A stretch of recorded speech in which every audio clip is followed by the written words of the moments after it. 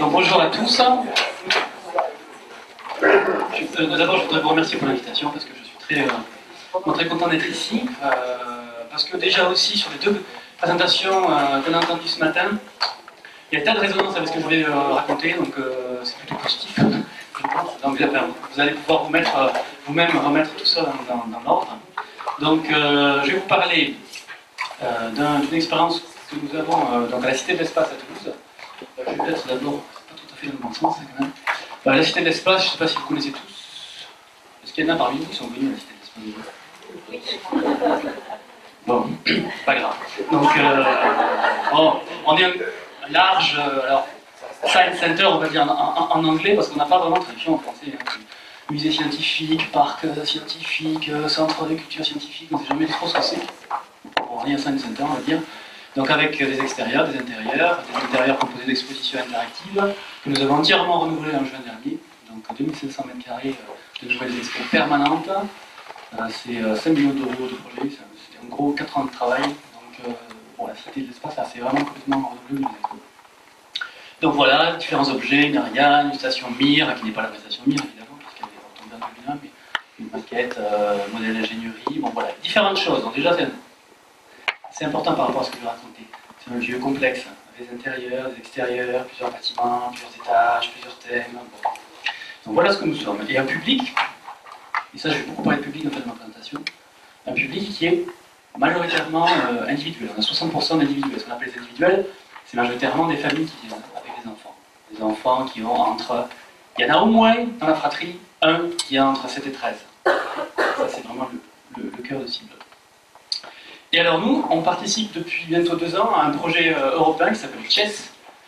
Donc je vous l'avez l'acronyme, qui est un projet européen dans le cadre du 7e Framework Programme sur Cultural Heritage, où le but du jeu, c'est de développer une solution logicielle, en gros une application mobile de visite, qui puisse à la fois contenir des scénarios évolutifs, alors je vais les adapter, basés sur le storytelling, première chose, basé sur un profiling des visiteurs, on en a parlé ce matin. Deuxième chose, et troisième chose, alors ça c'est l'aspect le plus ardu, sur l'adaptativité, alors je ne sais pas si c'est un bon mot, des contenus. C'est-à-dire qu'au fil de la visite, le scénario proposé au visiteur, il évolue en fonction de ce que fait le visiteur. Bon, ça c'est un objectif pour le moment, on n'a pas trop de résultats là-dessus. Donc on est 7 partenaires, donc 2 musées hôtes expérimentateurs, donc l'Est, donc nous, et puis le musée de l'Acropolis à Athènes. Alors, déjà vous allez dire, mais pourquoi musée de l'Acropolis à Athènes? Alors, je vais quand même vous raconter un peu la genèse. Hein. C'est peut-être un gros malentendu en fait au départ. Mais ce projet, en fait, initialement, les 2 musées, c'était Acropolis Museum et le Louvre. Il y a déjà avec plus de cohérence, a priori. Le Louvre s'est désisté pour d'obscures raisons que je ne maîtrise pas, et en dernier recours, une semaine ou 15 jours avant la signature du contrat, les porteurs de projet étant toulousains, nous avons été rapatriés sur le projet, sachant aussi qu'on travaillait depuis longtemps sur les applications mobiles, sur des projets, notamment avec la géolocalisation indoor, je vais en parler. Donc voilà, donc on s'est retrouvés avec ce musée à tester des applications similaires. Et en termes de projet, ben finalement c'était très intéressant parce qu'on n'est pas du tout pareil, on n'a pas du tout les mêmes fonctions. Sur Muséo, l'Acropolis, c'est vraiment une interprétation d'objets, statues, bas-reliefs, fresques. Il est au pied du Parthénon, en fait, à Athènes, pour ceux qui ne le connaissent pas. Et puis nous, le Science Center avec les éléments interactifs. Bon. Et au sein de ce consortium, il y a aussi plusieurs universités, dont l'université de Nottingham, dont je vais parler, et un labo qui s'appelle le Mixed Reality Lab, qui est un labo qui travaille beaucoup avec nous sur ce projet, qui fait des choses très intéressantes. Et puis aussi le Fraunhofer Institute en Allemagne qui fait la réalité augmentée et qui nous produit en fait les modules de réalité augmentée dans le cadre des projets. Alors, je bois un peu d'eau. Je vais centrer vraiment le visiteur, c'est-à-dire, ça a été dit un peu tout à l'heure, mais le but de ces outils mobiles, c'est quand même avant tout pour nous de répondre aux besoins des visiteurs. Donc tout le projet, on est parti des besoins visiteurs. Et comment on fait pour connaître les besoins de nos visiteurs? Je vous laisse découvrir les 2 façons d'y parvenir. Quelque chose de classique dans les statistiques, alors là on a des tas de données issues du marketing sur qui sont nos visiteurs. Hein, répartition d'âge, CSP, d'où viennent-ils, combien de temps ils restent, bon, des choses assez générales. Bon, ça, on les a fait rentrer, si vous voulez, dans les besoins, mais dans le cas de Chess, et c'est vraiment ça qui est intéressant, je voudrais passer quelques minutes là-dessus. Donc, l'université de Nottingham, un chercheur qui s'appelle Peter Tolmie, qui habite à Saint-Marcelin d'ailleurs. Il est anglais, il travaille à l'université de Nottingham et il vit à Saint-Marcelin. Il est venu pendant une semaine faire une étude ethnographique des visiteurs. Donc, c'est quelque chose que nous n'avions jamais fait. C'est-à-dire vraiment observer le comportement de visite de plusieurs familles, puisqu'on s'est centré sur les familles, pendant 5 jours, donc plusieurs familles, c'est une famille, on va dire, sur toute une journée de visite, à peu près la visite dure 6h, 6h30 chez nous, et observer tout le comportement de cette famille en termes d'interaction personnelle entre les membres de la famille, sur les itinéraires, les trajectoires, sur les choix faits, les décisions, les négociations, voilà. Donc essayez de voir vraiment comment se comporte un visiteur sur site. Et alors, moi je vais juste vous montrer quelques photos qui illustrent ce qui se passe réellement, parce que c'est pas cet outil-là qu'on va vous leur donner. Et là, je rejoins aussi un peu ce qui a été dit. Les contenus, à la rigueur, d'entrée de jeu, c'est pas forcément ce qui va nous intéresser le plus. Les contenus, il y en a partout dans le Science Center. Mais cet outil, il peut nous aider à faire mieux passer ce contenu à différents moments, sous différentes formes. Donc, pour savoir comment le faire passer au bon moment, il faut savoir ce que font les visiteurs. Ils vont à la caisse, ils attendent leur ticket, ils font la queue pour attendre le ticket, ils ne s'intéressent pas du tout à savoir qu'est-ce qu'ils vont faire. Ils veulent le ticket. On a beau avoir des grands écrans avec le plan, on a beau parfois leur distribuer le plan en amont, le ticket. Une fois qu'on a le ticket, alors là, c'est le deuxième photo là, celle-ci, on négocie. On découvre le plan, la complexité du plan. Nous avons un cinéma IMAX, nous avons un planétarium, des expos, des animations de plus en plus. Bon. Alors, par quoi on commence et qu'est-ce qu'on va faire? Sachant que dans la famille, il y a les parents, il y a des enfants qui n'ont pas tous le même âge, il y en a peut-être d'autres. Donc là, il y a une grosse phase de négociation qui se fait et de repérage géographique. Deuxièmement, troisièmement, des comportements de visite qui nous ont intéressés aussi dans le développement d'outils. Ce qu'on appelle ici, enfin, ce qu'il a appelé Peter Tolmie, tirage à résistance. Il y en a deux intérêts divergents dans le groupe famille. L'intérêt de l'enfant qui veut aller vers un élément, un objet qui l'intéresse particulièrement, et le parent, lui, qui va plutôt vouloir voir un autre objet. Donc qu'est-ce qui se passe? C'est souvent, alors ça dépend des familles, mais c'est souvent l'enfant qui gagne, et c'est souvent dans la fratrie l'enfant le plus jeune qui gagne. Donc ce qui fait qu'en fait, dans une famille, c'est souvent le membre le plus jeune de la famille qui guide en fait la visite. En fait, qui oriente en fait les choix de visite. Bon. Ici dans le quatrième, pardon, alors je ne sais pas si vous le voyez bien. Si on... Bon là, outre que vous assistez à un flagrant détournement d'éléments d'expo ou d'usage,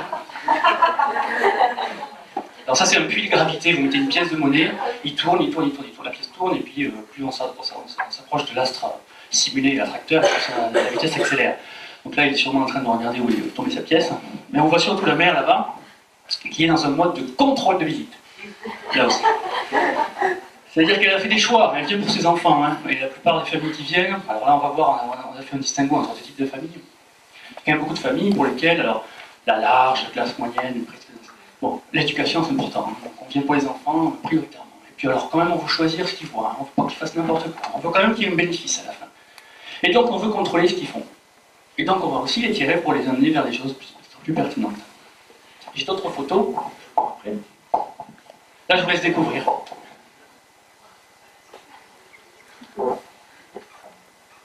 La première, elle a été dite par Ludovic, la photo. C'est-à-dire, alors oui, de toute manière, il y aura des photos qui seront prises au cours de cette journée. Les photos, c'est les visiteurs qui vont décider eux-mêmes quelles photos ils vont prendre. Et des fois, en fait, on a un peu influencé leur choix. Parce qu'on a mis en place des dispositifs où finalement, c'est intéressant de faire une photo. Donc ces photos, elles seront là, elles existeront. L'université de Nottingham a étudié aussi, donc fait des tas de publis autour de le devenir de la photo souvenir après les visites touristiques. Qu'est-ce qu'elle devient cette photo? Sur un appareil photo numérique, qu'est-ce qu'elle devient? Alors, ils ont par exemple mesuré qu'il y a un délai grosso modo de 3 semaines. 3 semaines après la visite, si la photo n'est pas traitée, elle disparaît, c'est fini, on va la cracher, on va l'oublier. Bon. Et qu'est-ce qui se passe autrement? Elle reste sur la table basse, on l'envoie aux grands-parents, on l'imprime, on la diffuse sur le net, bon voilà. Donc, peut-être qu'autour de ces photos, il y a quelque chose aussi à faire avec l'outil mobile. Parce qu'à chaque fois, les exemples que je vous montre sont liés aussi aux usages qu'on pourrait en faire. Après, ils font la queue, souvent. Ou bien, ils attendent le restaurant. Ils ont, tout au long des 6h ou 6h30 qui vont passer sur le site, des moments où, en fait, ils ne font pas grand-chose. En tout cas, ils ne sont pas devant un support de médiation. Et ils sont contraints de rester là. Donc, est-ce qu'on ne pourrait pas utiliser aussi ces moments pour favoriser une forme de médiation, en lien peut-être avec ce qu'ils ont vu avant, après. Bon, alors là, la dalle tactile, donc on en a pas mal dans les nouvelles expos. Bon, le visiteur en pleine réflexion sur le mode d'interactivité proposé, son usage, tout ça. Donc, une difficulté aussi parfois sur les prises les prises en main d'éléments d'expo. Ce qui est fait souvent quand c'est des jeunes, c'est que c'est les parents qui font la médiation pour les enfants. Donc, je vais t'expliquer comment ça marche, le dispositif, ou carrément le contenu. Je vais t'expliquer pourquoi Pluton n'est plus une planète, par exemple. Donc, avec des fortunes diverses sur l'authenticité et la véracité de l'information. Donc là aussi, cette idée de coéducation, hein, c'est-à-dire des interactions qu'il y a dans ce membre, dans le groupe famille, autour aussi des contenus. Est-ce qu'ils ne pourraient pas être aidés? Grosso modo, est-ce qu'on ne pourrait pas aider les parents à faire de la coéducation pertinente avec leurs enfants quand ils sont sur site? Puisque c'est ce qu'ils veulent faire de toute manière.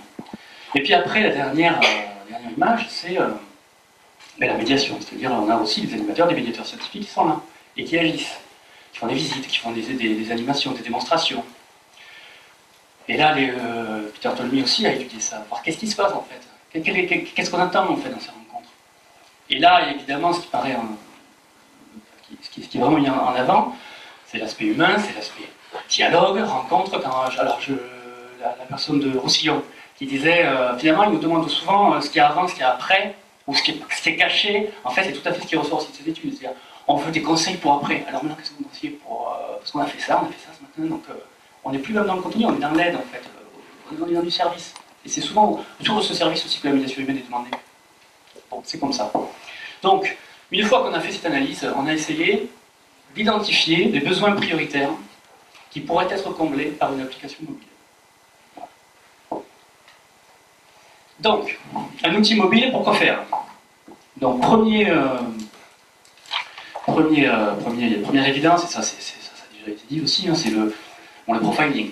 On a tous des visiteurs différents, chacun est unique évidemment, ne ressemble pas à l'autre. Non, je ne veux pas avoir ce qui est proposé à tout le monde, moi je veux avoir quelque chose qui me correspond à moi parce que je suis unique. Donc, essayer d'identifier des profils et faire un profiling au départ. Bon.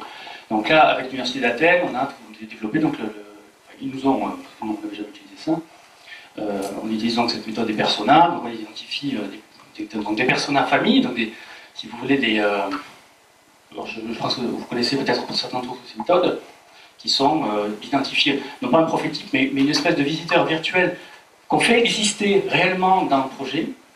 On déroule même son histoire, on connaît son âge, sa vie professionnelle, ses habitudes, enfin, on le personnifie, et tout au long du projet de développement, on ne parle que de lui.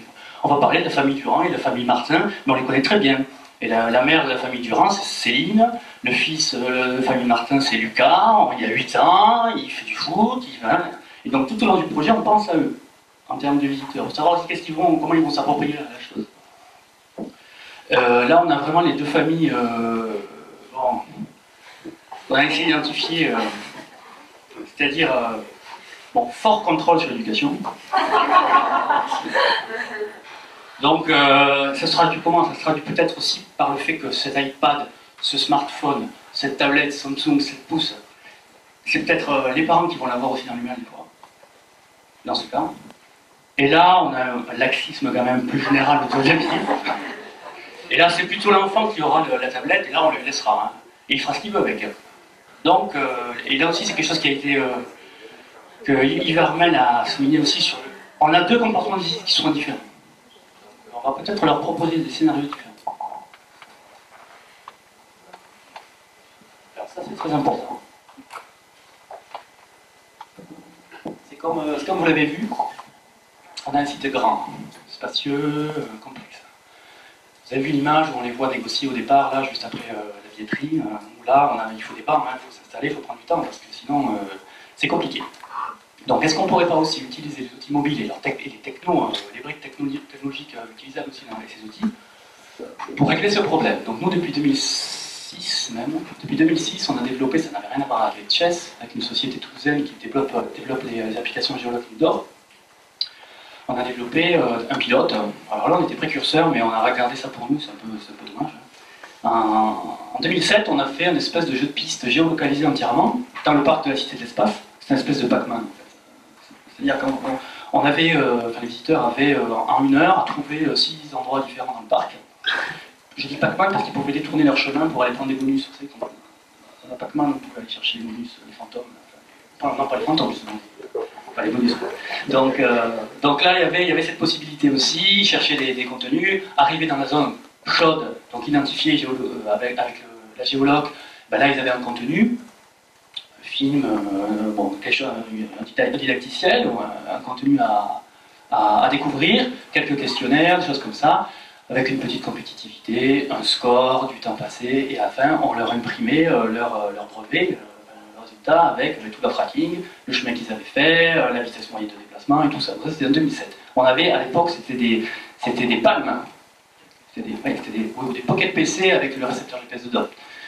Bon, donc on connaissait ces technos géologues indoor, et ça géologue classique GPS au départ. Après, la société avec qui on était en partenariat, on est toujours en partenariat, a développé et maîtrisé son indoor.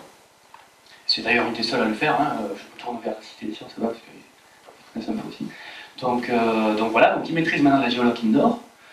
Et ça nous a intéressé parce qu'on s'est dit, si on peut proposer en fait aux visiteurs un outil qui est géolocalisé entièrement, c'est-à-dire le visiteur est entièrement géolocalisé, on sait toujours où il se trouve, on va pouvoir lui fournir des informations pertinentes en faisant des économies d'ergonomie notamment aussi, parce qu'on sait toujours où il se trouve, donc on n'a pas besoin de demander alors est-ce que vous êtes dans la salle 127 ? Je tape oui, je suis dans la salle 127, donc il y avait des pertinences, et puis aussi même en termes de scénario, des choses drôles à faire. Donc voilà, donc ça c'est la géologue, c'est essayer d'aider le visiteur à s'orienter sur le site, ce qui est quand même un problème majeur pour nous. Créer du lien entre les contenus existants. Donc là aussi, c'est vraiment aussi en travaillant avec l'Acropole à Athènes, où là pour le coup, eux, ils sont vraiment plus sur interpréter la statue. La statue, je ne sais pas qui l'a faite, je ne sais pas qui c'est, dans quel contexte ça a été fait, je ne connais pas l'époque, et puis en plus, elle était en couleur. Donc c'est ça aussi qui les intéresse eux, c'est qu'ils vont texturer avec la réalité augmentée les statues. Bon. Donc vraiment être sur l'interprétation de l'objet lui-même. Nous, on a déjà des éléments interactifs. On est censé quand même, enfin, les contenus sont censés être diffusés par l'élément déjà lui-même. Donc, où est-ce qu'on met l'interactif mobile dedans? On va rajouter l'interactivité à l'interactivité. Au contraire, il faudrait laisser les visiteurs profiter au maximum de l'élément interactif. Par contre, entre les éléments interactifs, entre ces lieux d'arrêt où il va profiter de l'élément, là, il y a des choses à faire aussi. Alors, je sais plus si... Il y a eu peut-être qu'il y a quelque chose qui a été dit aussi là-dessus. C'était sur placer en fait la forme de médiation au bon moment. C'est-à-dire, en effet, on ne va pas les perturber avec d'autres boutons sur l'interactif. Par contre, on ne sait pas toujours forcément ce qui s'est passé sur l'élément interactif. On sait qu'il l'a fait. Il va aller à un autre endroit. À ce moment-là, sur ce déplacement, on peut peut-être lui fournir des informations, de nouvelles formes de médiation, en lien avec ce qu'ils ont pu, pour rajouter des choses, en fait, pour améliorer en fait cette médiation. Voilà, donc ça peut être fait par du storytelling, puisque c'est aussi un des objectifs du projet. Donc là, moi j'ai travaillé avec un écrivain grec, donc, qui est venu de l'université d'Athènes, enfin, c'est compliqué, mais moi il est venu. Et donc ça c'était intéressant d'essayer de vraiment travailler sur du storytelling, ce que nous on n'a jamais fait, hein, entre les interactifs, avec une logique scénarisée qui est, alors en l'occurrence, alors ça c'est pour Céline, la maman là, qui veut tout contrôler, sur le consulter du journal intime de l'astronaute français. Donc là on écrit en fait le journal de bord, alors un peu scénarisé, état d'âme, réflexion sur le métier d'astronaute, les peurs et tout, enfin on essaie d'être réfléchi sur lui-même, et glisser des contenus, donc pendant ces trajectoires, ce qu'on appelle les trajectoires entre les points. Et pour l'enfant, on part sur une idée plus de quête, parce que pareil, là, l'enfant il va être beaucoup plus sensible à un objectif final, il faut qu'il le sache dès le départ, qu'il y a un objectif, un truc à la fin. C'est pour ça que je vais aller jusqu'au bout.